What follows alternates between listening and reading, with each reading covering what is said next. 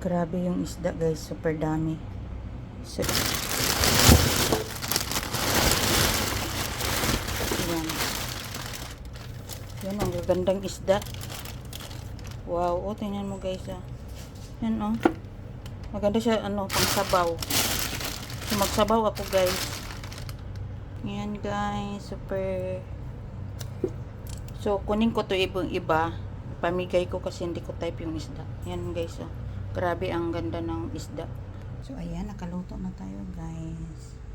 Ayan yung isda ng prito. Tapos yan yung rice natin. So, ayan. For only Tokyo lang yan siya. So, yan. Palutuan ko ng Sprite.